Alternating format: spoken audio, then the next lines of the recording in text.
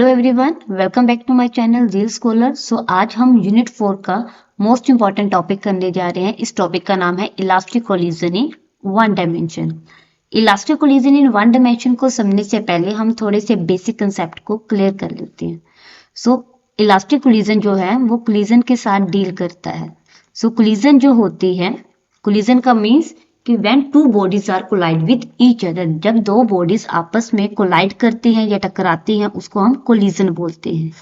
तो कोलिजन जो होती है वो टू टाइप्स की होती है। ठीक है जी, ये first type and second type, two type की कोलिजन होती है। फर्स्ट टाइप को हम बोलते हैं इलास्टिक कोलिजन और जो सेकेंड टाइप होती है उसको हम बोलते हैं इन इलास्टिक कोलिजन। जो in elastic collision, elastic collision कौन सी कोलिजन होती है? जिस केस में काइनेटिक एनर्जी, सेकंड कंसेप्ट है linear momentum, kinetic energy, linear momentum और टोटल एनर्जी, ये तीनों की तीनों वैल्यूज जो है क्या रहेंगी? कंजर्व्ड रहेंगी। कंजर्व्ड का मतलब होता है कि कांस्टेंट रहेंगी। ठीक है जी, या कंजर्व्ड रहेंगी और कांस्टेंट। अगर ये तीनों वैल्यूज है kinetic energy, linear momentum, total energy जो है कंजर्व्ड रहेगी, उसको हम बोलते हैं इलास्टिक कोलिजन। और इस केस में no loss of kinetic energy, तो काइनेटिक एनर्जी का लॉस नहीं होता, no loss of kinetic energy. और ये जो है इन इलास्टिक कोलिजन, इस केस में क्या होता है? लीनियर मोमेंटम जो होता है वो क्या रहेगी? कंजर्व्ड रहेगी और टोटल एनर्जी भी क्या रहेगी? वो भी कंजर्व्ड ही रहेगी। क्लियर है? बट काइनेटिक एनर्जी जो है कंजर्व्ड नहीं रहेगी, नॉट कंजर्व्ड। क्योंकि इस केस में क्या होता है कि जो काइनेटिक एनर्जी होती है लॉस होती है, लॉस ऑफ काइनेटिक एनर्जी। तो इस वजह से हम इसको इन इलास्टिक कोलिजन कहते हैं। तो चलिए, आज जो हमारा जो टॉपिक है elastic collision in one dimension, तो आज हम ड्राइव करेंगे। ये हमारा जो टॉपिक है, इस टॉपिक का नाम है derivation of drive elastic collision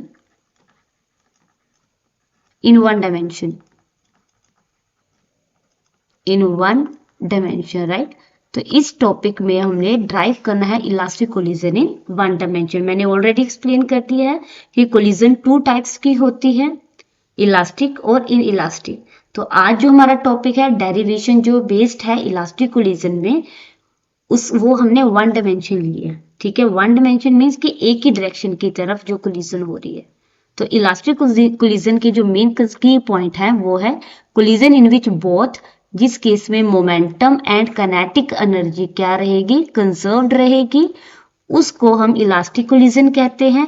और जो colliding bodies continue move in along a same straight line after a collision, और आफ्टर कोलिजन ये जो दोनों बॉडीज हैं ये क्या करेंगी? सेम लाइन पे ही मूव करेंगी। तो इस कोलिजन को हम बोलते हैं elastic collision in one dimension. One dimension का मीन्स वह एक ही डायरेक्शन की तरफ मूव करता है। तो मान लो हमने एक डायग्राम ले लिया है। इस डायग्राम में हमने क्या कंसीडर करना है कि हमारे पास टू बॉडीज हैं। एक बॉडी का नाम है ए और दूसरी बॉडी हमारे पास है बी।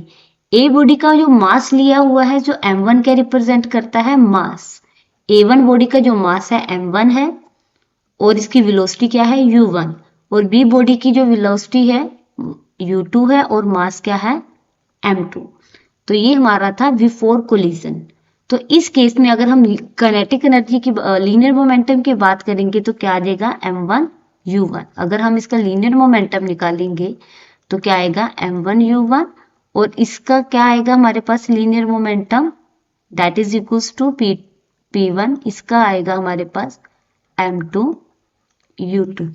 आफ्टर बिफोर कोलिजन के बाद जब ये दोनों बॉडीज आपस में कोलाइड करती है ड्यूरिंग कोलिजन, तो हमने ये देखा कि जो इसमें कोलिजन हो रही है वो किस तरह की कोलिजन पाई गई है? Elastic collision, perfect elastic collision हमने देखा है। तो इसमें जो है जो कोलिजन जो हो रही है वो हो रही है इलास्टिक कोलिजन। तो आपको कंसेप्ट क्लियर है कि अगर ये कोलिजन इलास्टिक हो रही है तो इस केस में काइनेटिक एनर्जी और लीनियर मोमेंटम क्या रहेंगे, कंजर्व्ड रहेंगे। क्लियर है जी। आफ्टर ड्यूरिंग कोलिजन के बाद क्या होगा, ये आफ्टर कोलिजन के बाद क्या होगा, जैसे ये कोलिजन हुई उसके बाद क्या होगा, ये इसकी जो वेलोसिटी है वो v1 हो जाएगी और इसकी वेलोसिटी जो है v2 हो जाएगी। तो ये हमारी पूरी डायग्राम की थ्योरी है। तो सबसे पहले हमने कैलकुलेट करना है, मान लो when two bodies are collide, पहले हम बिफोर कोलिजन का कंसेप्ट क्लियर करते हैं। बिफोर कोलिजन, तो इस केस में क्या होता है कि when two bodies will collide, the two bodies will collide, कि व्हेन जब दो बॉडीज जो है आपस में क्या करेगी, कोलाइड होगी, तो उस केस में क्या होगा, जो u1 है वो किससे ग्रेटर देन होगा, u2 से। तो u1 की जो वैल्यू है u2 के कंपैरेटिवली ज्यादा होगी, किस केस में, बिफोर कोलिजन में। तो उस केस में जो रिलेटिव वेलोसिटी है, रिलेटिव वेलोसिटी जो होगी, रिलेटिव वेलोसिटी उस केस में जो बिफोर कोलिजन में जो रिलेटिव वेलोसिटी होगी वो होगी u1 माइनस u2, क्योंकि u1 की वैल्यू ज्यादा है, बट ज्यादा है किसके कंपैरेटिवली, u2 के, तो u1 माइनस u2 आएगा। सिमिलरली अगर हम आफ्टर कोलिजन की बात करते हैं, आफ्टर कोलिजन, तो आफ्टर कोलिजन में क्या होगा, जो रिलेटिव वेलोसिटी होगी इस केस में, relative velocity of separation, relative velocity of separation after collision, तो इस केस में क्या होगा, इस केस में जो वैल्यूज आएगी हमारे पास वो आएगी v2 माइनस v1। क्लियर है। अब हमने क्या कैलकुलेट करना है कि जब कोलिजन हुई, बिफोर कोलिजन के केस में क्या हुआ कि u1 ग्रेटर देन u2 था, इसलिए u1 माइनस u2 आ गया। आफ्टर कोलिजन के केस में जो वेलोसिटी आएगी, जैसे कोलिजन हुई तो उस केस में जो वेलोसिटी में क्या चेंज आया, v2 माइनस v1 है। ठीक है जी। तो यहां से v2 माइनस v1 का कंसेप्ट है कि v2 जो है वो ग्रेटर देन है v1 से, इसलिए v2 माइनस v1 है। तो अब हमने लीनियर मोमेंटम निकालना है। लीनियर मोमेंटम, क्योंकि हमें पता है कि जो कोलिजन हुई है वो कैसी हुई है, इलास्टिक कोलिजन। इलास्टिक कोलिजन है, इतनी लीनियर मोमेंटम और काइनेटिक एनर्जी दोनों कांस्टेंट रहेंगी। तो पहले हम लीनियर मोमेंटम निकालेंगे बिफोर कोलिजन का। लीनियर मोमेंटम, ठीक है, of before collision, before collision linear momentum निकालेंगे टू बोल्स का बिफोर कोलिजन, तो वो हमारे पास क्या आएगा, P1 that is equals to, आपको क्लियर है, डायग्राम की तरफ देखते हैं बच्चे। लीनियर मोमेंटम निकालेंगे तो क्या आएगा इसका, m1u1 और इसका क्या आएगा, m2u2। तो ये हमारे पास आ जाएगा लीनियर मोमेंटम P1 का केस में m1u1 प्लस m2u2। तो ये हमारा कौन सा केस है, बिफोर कोलिजन, ये लीनियर मोमेंटम है। ठीक है जी। आफ्टर कोलिजन, ये बिफोर कोलिजन का कंसेप्ट था। आफ्टर कोलिजन जो लीनियर मोमेंटम होगा, आफ्टर कोलिजन जो लीनियर मोमेंटम है P2, वो क्या होगा, m1v1 प्लस m2v2। तो ये हमारे पास देखो, इसका जो लीनियर मोमेंटम क्या होगा P2 का, m1v1 और इसका क्या होगा, m2v2, और दोनों को हमने प्लस कर लेंगे तो ये हमारा टोटल आ जाएगा। क्लियर है जी। तो ये इस तरह हमने लीनियर मोमेंटम निकाला है बिफोर कोलिजन का और आफ्टर कोलिजन का। अब हमने टोटल लीनियर मोमेंटम निकालेंगे। जो हमारे पास टोटल लीनियर मोमेंटम है, लीनियर मोमेंटम इज कांस्टेंट, ठीक है जी, टोटल लीनियर मोमेंटम, ठीक है जी, is conserved in elastic collision, elastic collision. तो linear moment, total linear momentum निकालेंगे, ये हमारे पास आ जाएगा P2 इक्वल्स टू P1। तो P2 की वैल्यू हमने फिल करी है m1v1 plus m2v2। Similarly P1 की वैल्यू हमने फिल करा m1u1 प्लस m2u2। क्लियर है? तो यहाँ पे हमने क्या किया है, इसको सोल्व करेंगे, सिंप्लीफाई करेंगे। तो यहाँ हमने क्या किया, m2v2 इसको यहाँ पे रहने दिया और यहाँ से ये वाली स्टेटमेंट उठा के इधर आ गई, तो ये हमारे पास आ गया माइनस m2u2। तो इस केस में क्या आ जाएगा m1u1 और ये वाला m1v1 उधर जाएगा, माइनस में कन्वर्ट हो जाएगा m1v1। तो बच्चे इसमें आपने ऑब्जर्व किया होगा m2 क्या है, कॉमन है, तो m2 मैंने बाहर निकाला, तो ये हमारे पास आ गया v2 माइनस u2।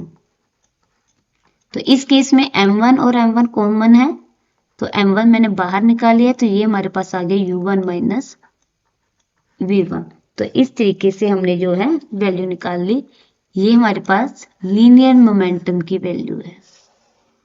ठीक है जी, this is a linear momentum. ठीक है, तो अब हमने लीनियर मोमेंटम का कंसेप्ट निकाल लिया, क्योंकि इलास्टिक कोलिजन था, लीनियर मोमेंटम कंजर्व्ड रहती है, वो हमने यहाँ पे हमें क्लियर हो गया, कंजर्व्ड रहती है। अब हमने काइनेटिक एनर्जी भी कंजर्व्ड रहती है, वो वाला केस निकालेंगे। सो अब हमने निकाला है काइनेटिक एनर्जी बिफोर कोलिजन। ठीक है, बिफोर कोलिजन। तो आपको पता है काइनेटिक एनर्जी का फॉर्मूला क्या होता है? काइनेटिक एनर्जी का फॉर्मूला जो हमारे पास होगा दैट इज 1/2। मान लो हमने काइनेटिक एनर्जी को हमने काइनेटिक एनर्जी 1 ले लिया, ठीक है, E1 के साथ डोनेट कर दिया, तो ये हमारे पास हो गया kinetic energy 1/2 m1 u1 square plus 1/2 m2 u2 square. ठीक है जी, ये हमारे पास आ गया। अब हमने निकाला है after collision, kinetic energy after collision.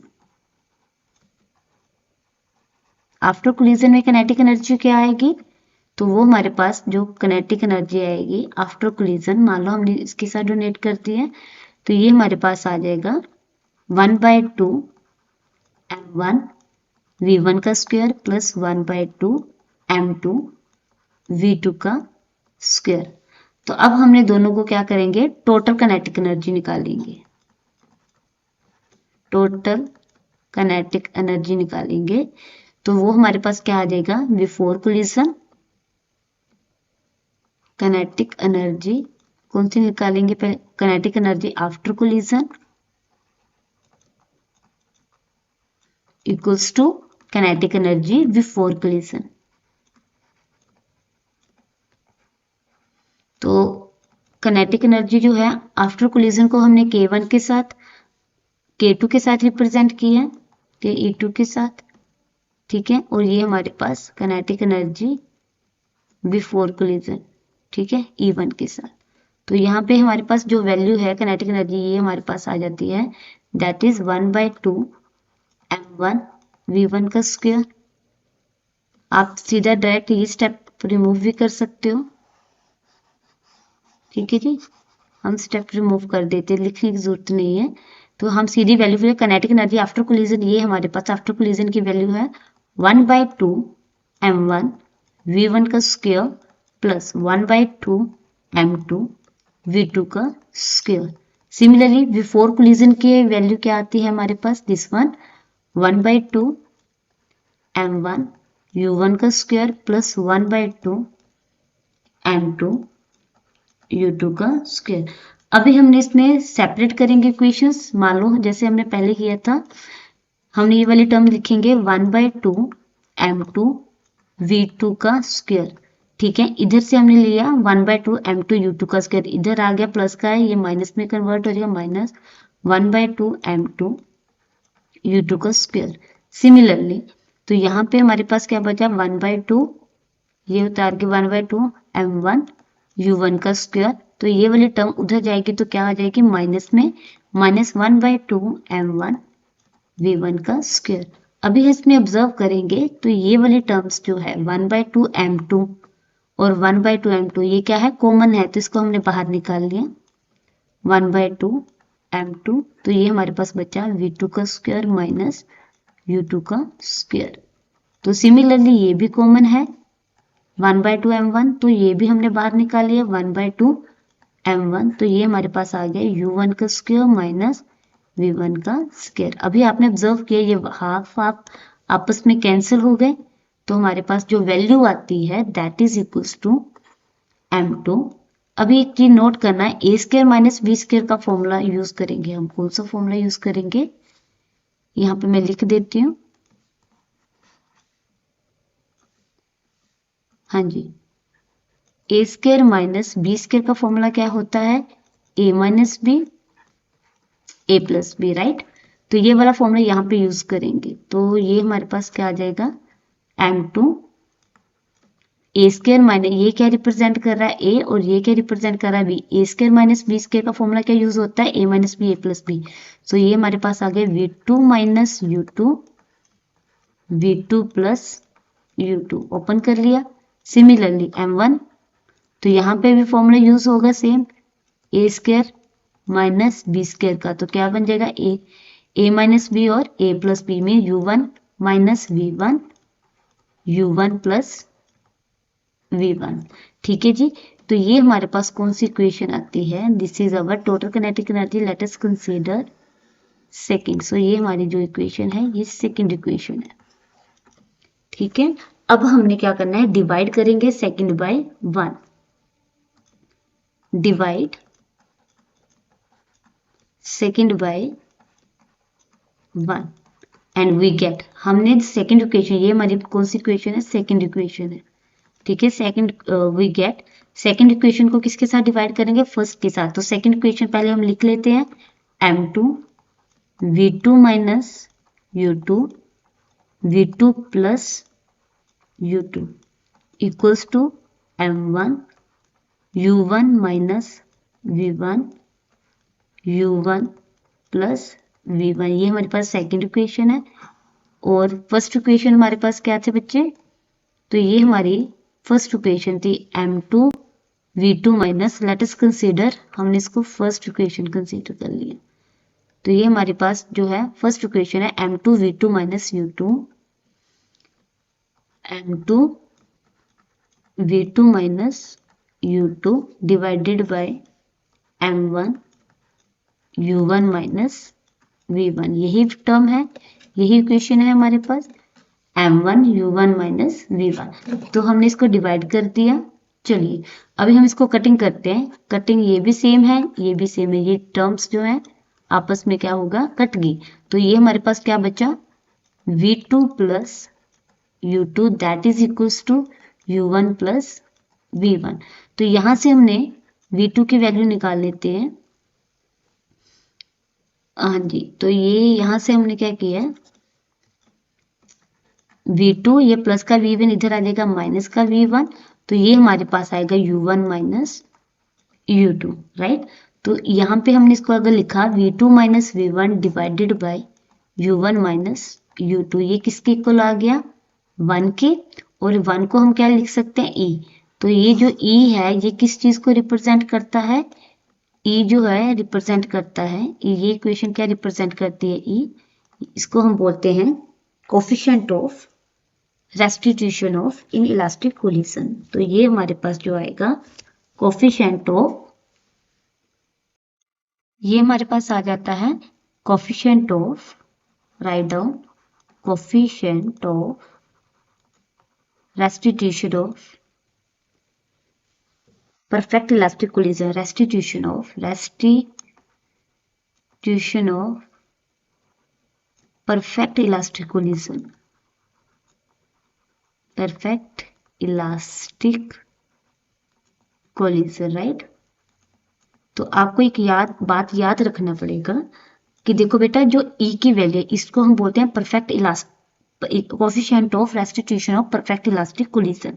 तो परफेक्ट केस में क्या होगा, ई की वैल्यू हमारे पास होगी 1, ई की वैल्यू हमारी जो इस कोफिशिएंट की रेस्टिट्यूशन कोफिशिएंट ऑफ रेस्टिट्यूशन की वैल्यू 1 कब आएगी, जब ये परफेक्ट इलास्टिक कोलिजन होगा, परफेक्ट इलास्टिक कोलिजन होगा, राइट।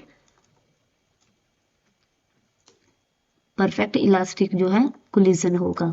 अगर ई की वैल्यू जो है ग्रेटर देन 1 होगा, जब ये इन इलास्टिक कोलिजन होगा, इन इलास्टिक कोलिजन होगा, राइट।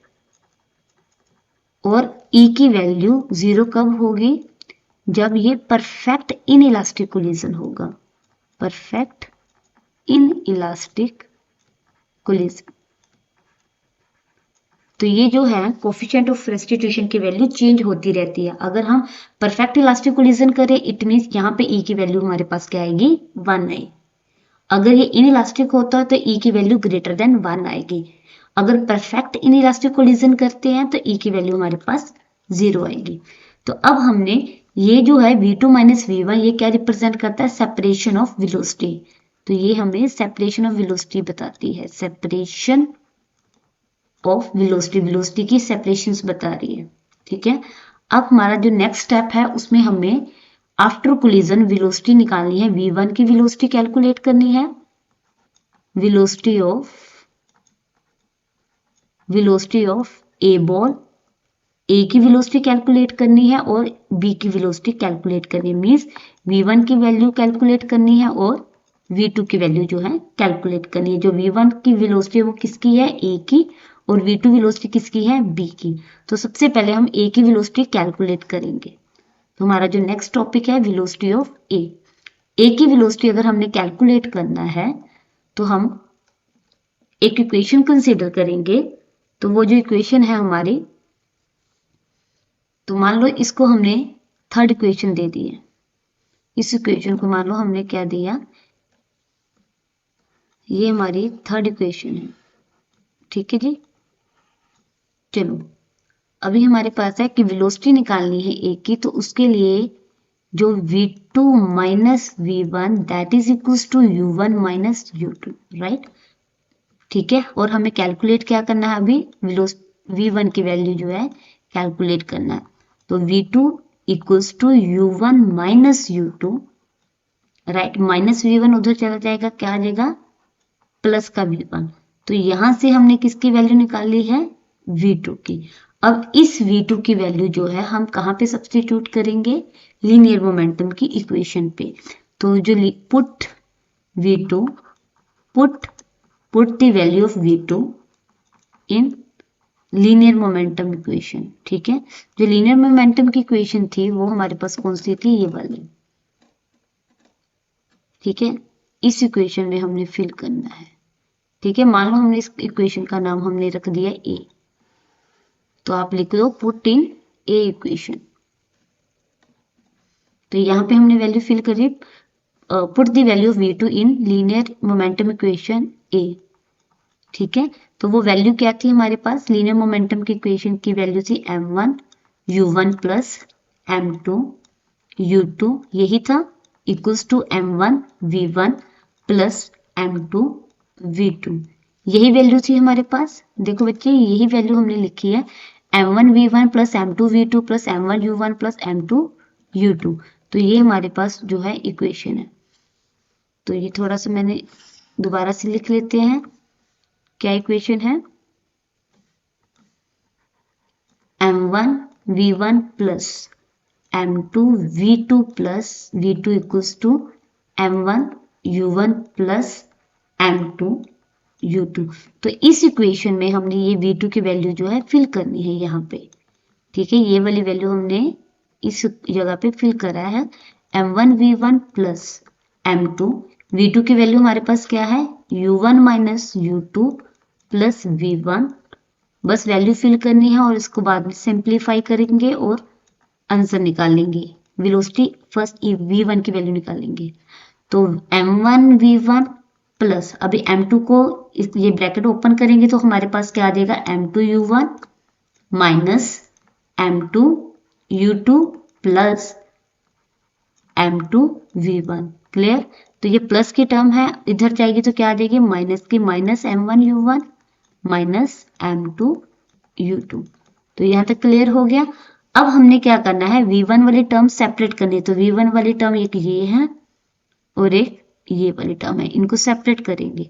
तो सेपरेट करेंगे तो ये देखो बेटा, इसमें v1 कांस्टेंट निकला, हम इसको रीअरेंज कर लेते हैं पहले। m1 v1 plus m2 v1, right. फिर हमने u1 वाले सेपरेट करेंगे, ये हमारे पास आ जाएगा प्लस, हम इसको ऐसे लिख सकते हैं, हमने अब इसको सेपरेट करेंगे, माइनस m2 हमारे पास ये आ जाएगा minus m1 u1 minus m1 u1, ठीक है जी। ये u1 वाली सेपरेट करेंगे, ये u1 वाली प्लस m2 u1। तो हमारे पास लास्ट टर्म क्या रहेगी, ये वाली। तो ये देखो, ये माइनस m2 u2 है, ये माइनस m2 u2 है, तो ये हमारे पास प्लस माइनस माइनस प्लस हो गया, तो माइनस 2m2 u2, राइट। अब ये देखो, तो यहाँ पे अब हमने सेपरेट कर लिया, v1 वाली टर्म्स इकट्ठी कर ली और u1 वाली टर्म्स इकट्ठी कर ली। तो देखो यहाँ पे v1 और v1 यहाँ पे है, कॉमन है, तो v1 हमने कॉमन निकाल लिया, अंदर क्या बचा m1 प्लस m2। अब इस केस में देखो माइनस है, u1 है कॉमन है और u1 कॉमन है, तो u1 कॉमन निकाला और माइनस कॉमन निकाला, तो हमारे पास क्या आ जाएगा m1 प्लस m2। तो इस तरह हमने क्या वैल्यूज निकाल लिए, m1 प्लस m2, ठीक है जी। तो u1 निकाल गए, ये हमारे पास आ गया m1 minus m2 minus 2m2 u2 that is equals to 0।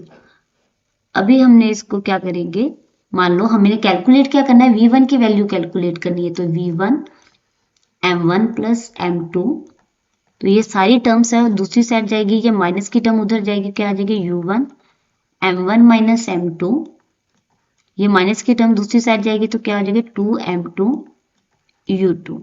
तो हमारा टारगेट क्या है, v1 की वैल्यू कैलकुलेट करनी है, m1 प्लस m2 दूसरी साइड जाएगा, तो ये डिवाइड हो जाएगा सभी के साथ, m1 minus m2 m1 plus m2, आगे प्लस है 2m2 u2 divided by m1 plus m2।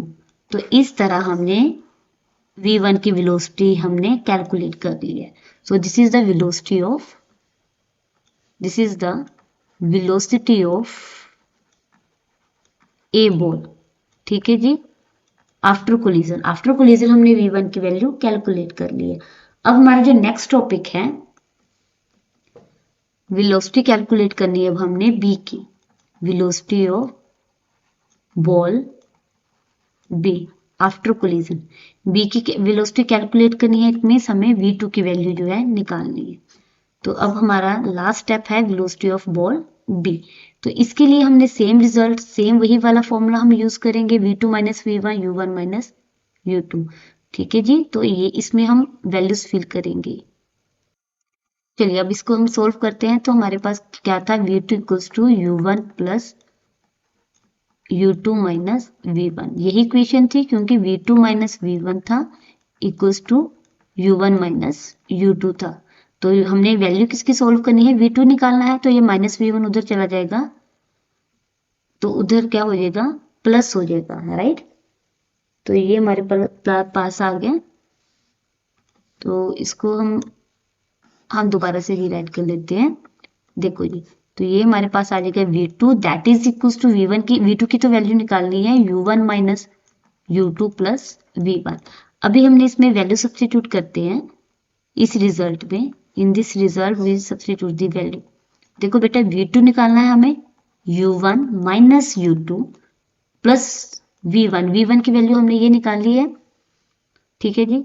ये v1 की वैल्यू हम यहाँ पे सब्स्टिट्यूट कर देते हैं। ये क्या है, ये हमारे पास u1 m1 minus m2 divided by m1 plus m2 plus 2m2 u2 divided by m1 plus m2। अभी हमने इसमें वैल्यू सब्स्टिट्यूट कर ली, क्योंकि v1 की वैल्यू, ये जो v1 की वैल्यू है, ये वाली वैल्यू हमने कहाँ पे सब्स्टिट्यूट करी है, यहाँ पे। क्लियर है।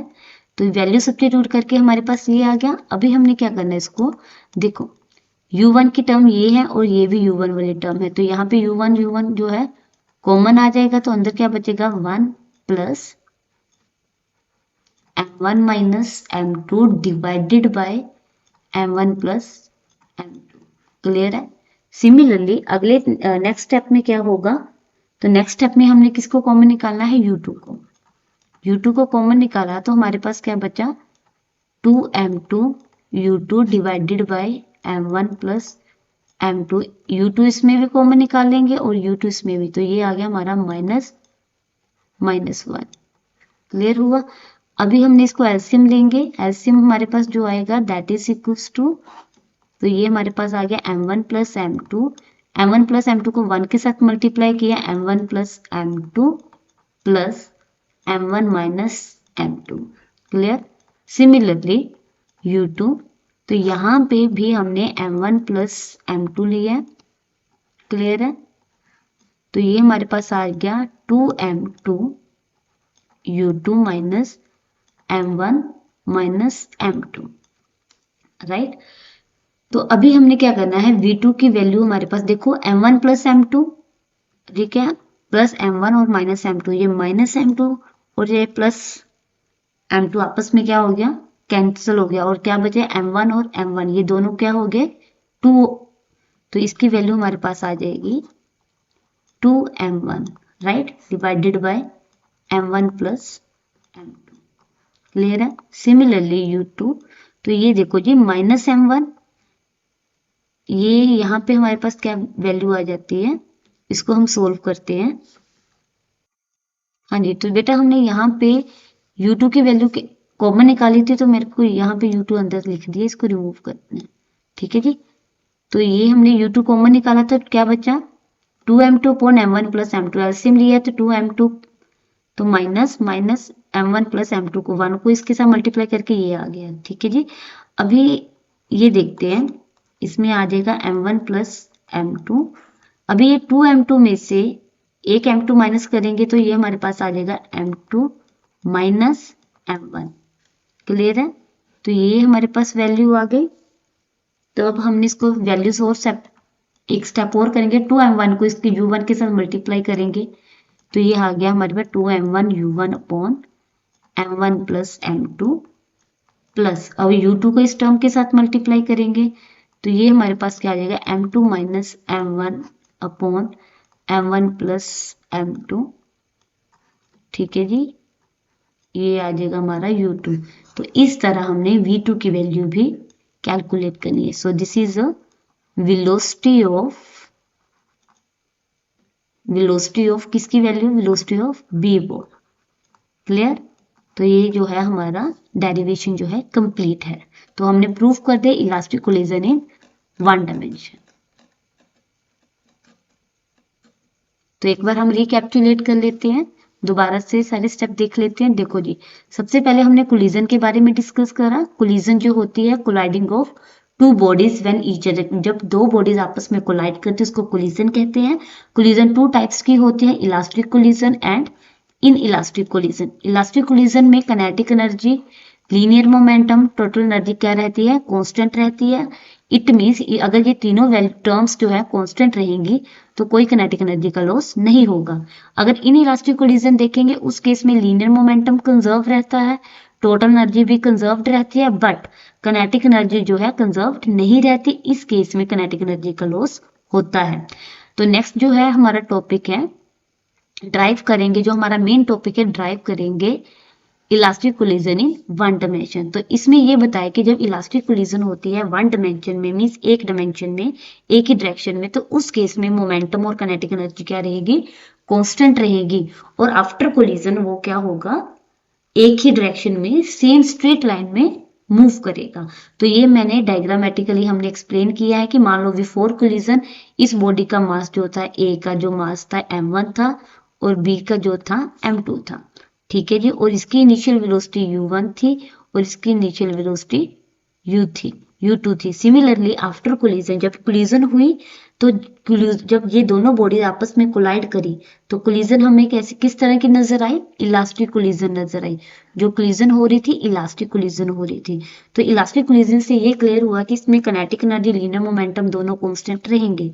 तो ड्यूरिंग कोलिजन, उसके बाद आफ्टर कोलिजन में क्या हुआ, दोनों की वेलोसिटी जो है चेंज हो गई। तो सबसे पहले हमने क्या ऑब्जर्व किया, फर्स्ट डायग्राम में हमने ये ऑब्जर्व किया जब बिफोर कोलिजन में कि दोनों बॉडीज जो है आपस में जब कोलाइड कर रही थी तो U1 की वेलोसिटी ज्यादा थी U2 के कंपैरेटिवली, तो जिसकी वजह से U1 माइनस U2 हुआ। आफ्टर कोलिजन में हमने क्या ऑब्जर्व किया कि V1 की वेलोसिटी जो थी V2 से ज्यादा थी, जिसकी वजह से हमारे पास क्या हुआ, V2 माइनस V1। तो अब हमें ये भी क्लियर है कि ये जो कोलिजन थी ये थी इन इलास्टिक कोलिजन। ये किस तरह की कोलिजन पाई गई हमारे पास, इलास्टिक कोलिजन पाई गई। ठीक है, इलास्टिक कोलिजन की वजह से तो हम ये भी ऑब्जर्व करेंगे कि लीनियर मोमेंटम बिफोर कोलिजन हमने निकाला m1u1 m2u2, और आफ्टर कोलिजन हमने निकाला, पहले हम लीनियर मोमेंटम निकालेंगे टोटल, ठीक है, फिर पहले P1 ये निकाला, फिर P2 की वैल्यू, आफ्टर कोलिजन में लीनियर मोमेंटम की वैल्यू आई m1 v1 m2 v2, total कैसे निकाला, P2 इक्वल्स टू P1, तो दोनों की वैल्यू हमने फिल करी, फिल करके तो हमारे पास ये आ गया लीनियर मोमेंटम। ठीक है जी, अब हमें ये भी क्लियर है कि लीनियर मोमेंटम कंजर्व रहती है। अगले केस में हमने किनेटिक एनर्जी निकाली बिफोर कोलिजन की किनेटिक एनर्जी निकाली, फिर आफ्टर कोलिजन की किनेटिक एनर्जी निकाली, और दोनों किनेटिक एनर्जी का हमने सम कर दिया, ये टोटल किनेटिक एनर्जी निकाला आफ्टर कोलिजन और बिफोर कोलिजन, दोनों की वैल्यू फिल करके सिंप्लीफाई करके हमारे पास जो वैल्यू आ गई किनेटिक एनर्जी की वो ये। फिर हमने हमने इक्वेशन नंबर सेकंड कंसीडर करा। सेकंड इक्वेशन में हमने मींस काइनेटिक एनर्जी में लीनियर मोमेंटम को क्या किया, हमने डिवाइड किया। आप सिंपल लैंग्वेज में ऐसे भी लिख सकते हो, kinetic energy divided by linear momentum, वही किया है। सेकंड इक्वेशन काइनेटिक एनर्जी को रिप्रेजेंट करता है, फर्स्ट इक्वेशन लीनियर मोमेंटम को रिप्रेजेंट करता है। दोनों को डिवाइड करके हमारे पास जो वैल्यू आती है वो हमारे पास ये आएगी। और जब हमने V2 minus V1 U1 minus U2 किसके इक्वल आ जाएगा, 1 के, क्योंकि ये ओवर में चला जाएगा 1 आ जाएगा, और 1 किसके इक्वल होता है, E की, और E क्या रिप्रेजेंट करता है, coefficient of restitution of perfect elastic collision. अगर हम परफेक्ट इलास्टिक कोलिजन ही कर रहे हैं तो इट मींस E की वैल्यू हमारे पास 1 है। अगर आपसे पूछा जाए कि इन इलास्टिक कोलिजन में कोफिशिएंट ऑफ रेस्टिट्यूशन की वैल्यू क्या होगी, तो हम बोलेंगे E की वैल्यू ग्रेटर देन होगी 1 की। अगर हम ये क्वेश्चन पूछा जाए कि परफेक्ट इन इलास्टिक कोलिजन में क्या होगा E की वैल्यू, तो उसके में इन इलास्टिक कोलिजन में E की वैल्यू ज्यादा होती है 1 से, परफेक्ट इन इलास्टिक कोलिजन में E की वैल्यू किसके इक्वल होती है, 0 में। अब इस स्टेप के बाद हमने वेलोसिटी निकाली, A की वेलोसिटी आफ्टर कोलिजन, तो फिर उसके बाद हमने V1 की वैल्यू निकाली, फिर उसके बाद V2 की वैल्यू बिफोर कोलिजन। ठीक है जी, ये हमारे पास है,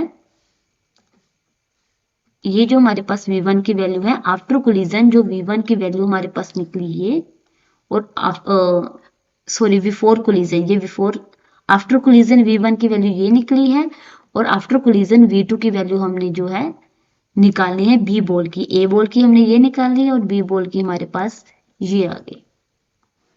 तो इस तरह हमने ये डेरिवेशन जो है इलास्टिक कोलिजन की सोल्व करी है। Thank you and subscribe my channel.